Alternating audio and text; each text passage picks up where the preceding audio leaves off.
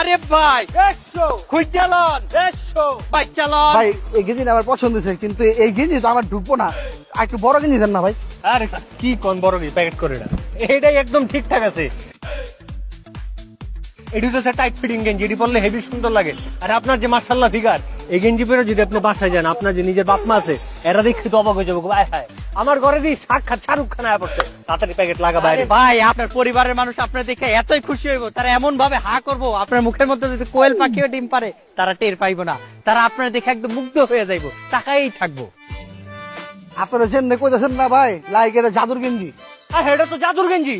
এই যে আপনি একটা শিক্ষিত মানুষ, আপনি মাল কিনলেন না, আপনারা দীক্ষা ভাল লাগছে, আর নাইলে এই গেঞ্জি 500 টাকা নিচে বেচি না। জিগান দেখছস পল্টন, কি খারাপের খারাপ। হ্যাঁ, কাস্টমারের চাপা মায়ের একদম গলায় ফেলছে, আর কাস্টমারও কেমন বলত। হ্যাঁ, এই সাইজের গেঞ্জি এত বড় একটা শরীরে ঢুকবো, দেখবি বাসায় নিয়ে আগায়া কট খাইবো।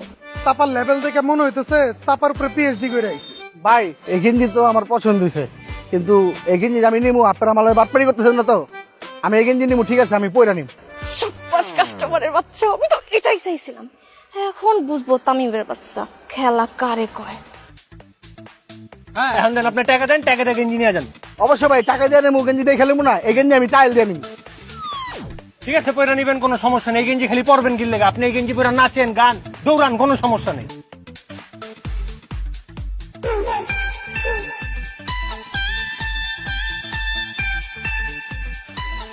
বস আপনি যে এরকম ফাপুর মারছেন, কাজ তো হইতাছে না। ও তো ছোট কাটো না, বড় একটা জলহস্তি। ওরে যদি 3 টুকরা করে কাটি, এরপরও তো এই গেঞ্জি গায়ে ঢুকবো না। তুই দেখেন পাশের ওরা মজা নিতেছে।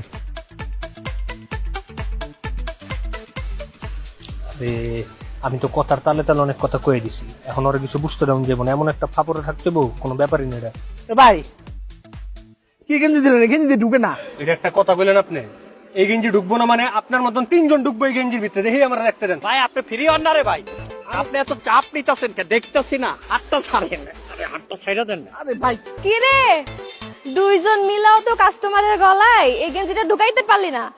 এখন কি মাইকিং কইরা পুরো এলাকার মানুষজন জড়ো করতে হইব গেঞ্জি দোকানের লাগা? এই তুই আমার প্রতিপক্ষ ব্যবসায়ী, নিজের তরকায় তেল দে, নিজের ব্যবসা নিজে কর। আমি কেমনে কি করতে হবে আমার হিগাইতে আইস না, আমার এটি জানা আছে। এটা আন দে বস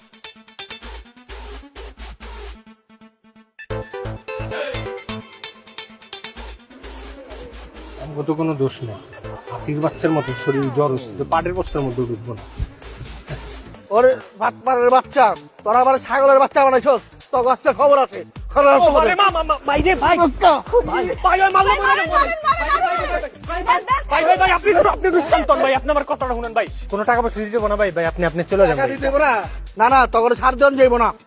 তোরা কাস্টমার রে বাস দেস আর হারিকেল ধরাস, আজকে তোর খবর আছে।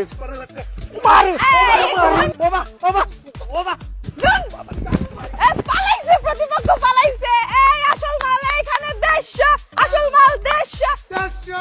আরো জোরে, নতুন মাল, সুন্দর সুন্দর গেঞ্জি আছে, প্যান্ট আছে, সুন্দর সুন্দর, এক রেট, তাড়াতাড়ি। ওস্তাদ আসি মহা ঝামেলার মধ্যে, মহা চিন্তা, এর মধ্যে আপনি ফুকফুক করে বিড়ি টানতেছেন। আপনি একটা জিনিস খেয়াল করছেন, প্রতিপক্ষ আমাকে পাশে বসার পর আমাকে তো আর ব্যবসা নাই, ব্যবসার একেবারে লাল বাতি জ্বলতেছে। এটা একটা জায়গা মতো কথা বিশেষ, ওটা তো মায়া মানুষ না, মায়া মানুষের মতো দেখতে একটা ইবলিশ শয়তান। তুই কি মনে করছিস আমার এমনি ছেড়ে দিব?